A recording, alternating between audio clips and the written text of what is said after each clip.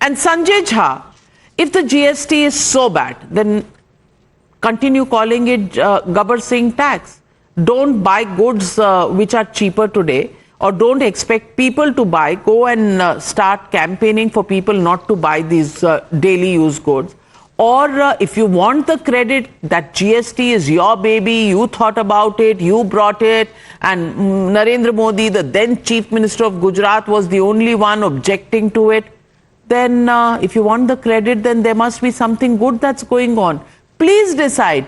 Do you want to slam GST? Do you want the credit for GST? Because the nation of 140 crore people is totally confused tonight.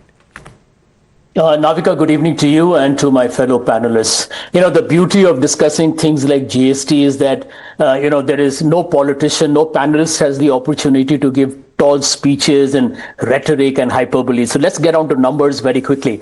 And your viewers need to know this, that end of day, this government, Navika, suffered from the popcorn syndrome. You remember that ridiculous situation of the multiple slabs of GST taxes on popcorn. Flawed. In the hurry to introduce GST, they basically defeated the inherent objective of the GST, right? Which was to make it transparent, easy to implement. Now, let me give you a couple of data points.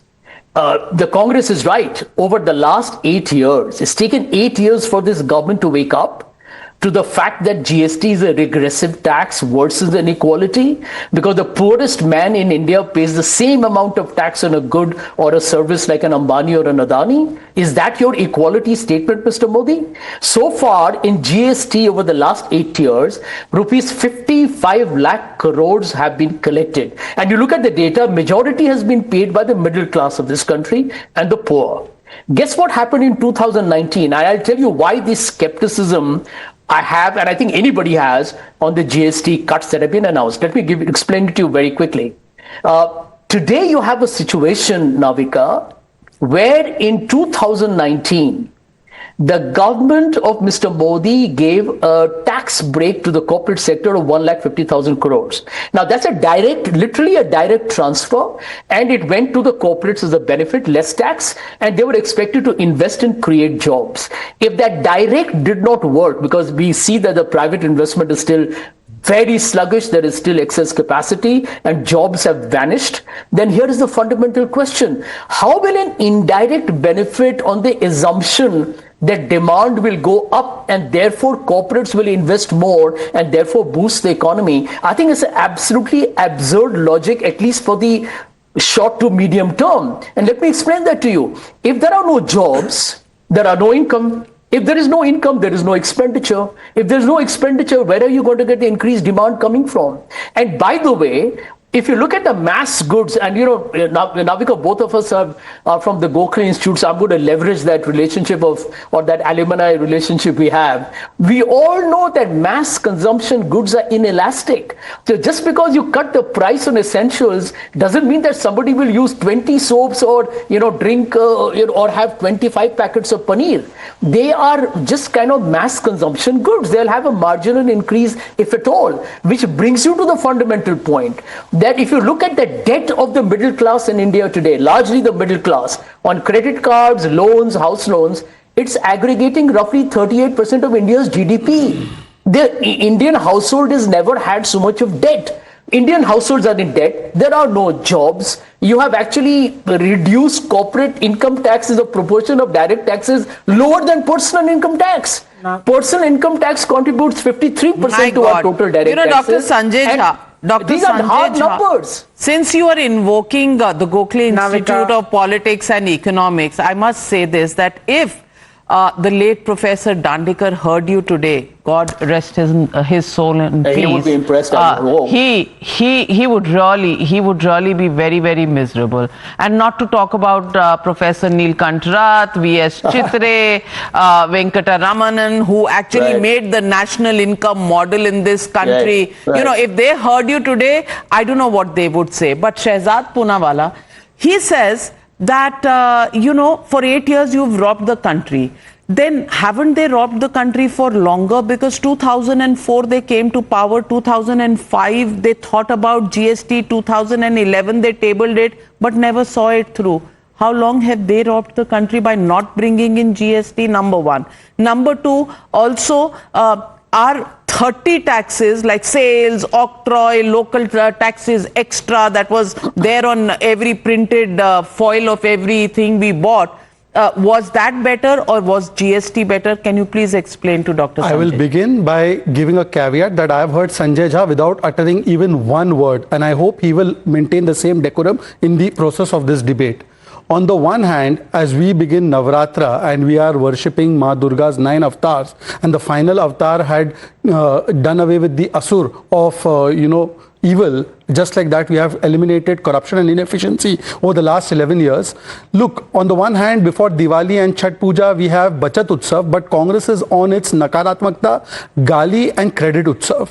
He has started off by saying that kya bach raha hai logon ke haath mein. So let me give you facts and figures, but in a poetic form first. Sasta hua roti, kapda, makan, soap, shampoo, oil ho ya AC, car ho कदरदान, tractor से लेकर fertiliser tube पर भी छूट मिली है तो किसान भी खुद गदगदा रहा है किसान. हेल्थ इंश्योरेंस हो, लाइफ इंश्योरेंस हो, जीएसटी फ्री हो गई है. अब don't forget that this is all being done for भाई बंधु एंड भाईजान. एंड जब भारत भी कभी भी खुशी मनाता है तो क्यों नकारात्मकता से परेशान होते हैं असुर टाइप लोग. That is something that is beyond me. Let me tell you, groceries from 1 lakh rupee if a person is spending, a family spending, now there will be 92,000 rupees spending, 8,000 rupees are going to be saved. Essential items, 60,000 rupees is spending, now it will be 54,000, 6,000 rupees saved. Clothing and footwear, 50,000 rupees is the spending, today it will come down to 47,000, 3,000 rupees saved. Health and life insurance, right from 90,000 rupees, it will come down to 76,000. That means yearly saving of 13,000 rupees. Medicines, 36,000. Majority of the 33 important medicines have been made GST free, and that will result in thousands of rupees of savings. Stationery, 24,000. That will come down to 20,000. If you are buying a tractor worth 10 lakh rupees, the Kisan will save 60,000 rupees directly. If you are buying a small car within 1500 cc, you will save up to 1.5 lakh rupees. If you are buying a bike and scooter, you will save up to 22,000 rupees. If you are buying your first television set of 32 inches or more, you will save up to 3,500, 4,000 rupees. You're buying an AC, you will save up to 2,000, 3,000 rupees. Now all of this is direct savings. It's not the first time. We have increased the tax slab to 12 lakh rupees. That was not done before. You had to pay tax on 2 lakh rupee income. Now you have to pay tax on 12 lakh rupee income. Then 12% inflation used to be there. Today it is 2% inflation, and now this GST bonanza. By the way, Sanjay Jha, who's cribbing about multiple taxes or multiple rates of popcorn, there were multiple rates of every product in every state. Cement was on an average tax at 30%. Today it's 18%. Sanitary pads were at 14 to 15%. Today it's at 0%. Television sets were at 32%. Today it's at 18%. Detergent, shampoo, coffee, toothpaste, water, cosmetics, all of these were above 25-30%. Today they're at 5 or 12%. Fertilizer was at 12 or 18%. Okay. Today it's at 5%. So my point is that all of these things have been done, but the Congress party, and he's saying that I wanted Rahul Gandhi and Congress party is thinking about the poor. Rahul Gandhi had advocated for one GST rate. That means they wanted to go back to the era where Mercedes and milk had the same rate. Rahul Gandhi in 2017 said that I want 18% GST rate. So if we had Mr. Sanjay Jha as the economic thinker of this country, he would charge Mercedes and milk at the same rate. Well, Okay, so, Navika, quick response. I won't take too long. Number one, Mr. Modi is making his speeches and he's writing letters. You can see the political desperation. 800 million people of this country are on free food grains. 38% is India's household debt. Who are they really expecting are going to buy these? Yes, some people will benefit by buying those lower value cars and motorcycles. I concede that point. But to believe that this will increase the Indian economic performance and a turnaround, I think this is fallacious. He's playing it for the Bihar elections. If ideally such a scale of change should have been announced in the budget, why did you not announce but it in the GST budget? has nothing to do with the budget, my friend. The GST is a council of finance ministers of all states, and that has got nothing to do with budget. No longer are custom rates or petrol prices announced in the budget. So, Sanjay Jha, fallacious for you to expect this to come in the budget. Just one line. If he's saying that this is intended for Bihar, is he saying that the finance minister of Karnataka, Telangana, Himachal all played along so that we could could score a point in Bihar? Who's stopping you and your 1 second, sir? Don't interrupt. Sir, don't interrupt. let me tell Sir, you, don't we can interrupt, see sir. Let who's me trying to complete my appropriate Sanjay. I credit let you at what? complete your point. Let me complete my can point. see who's trying to Who's stopping? appropriate Ma'am, this credit is so at what? unfair. You go on. Who has stopped you from claiming credit that your finance ministers were part of the GST council? And secondly, Sanjay Jha, 25 crore people have been lifted out of poverty in the last 11 years.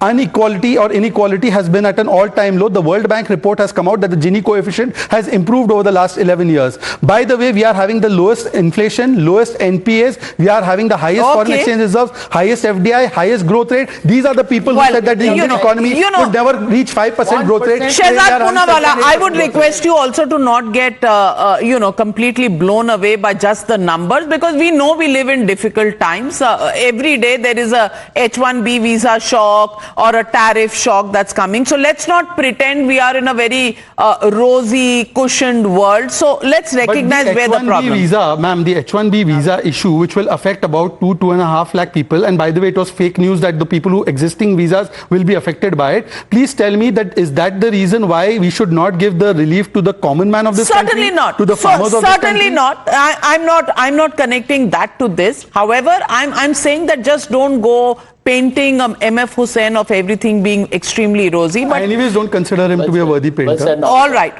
Faizan.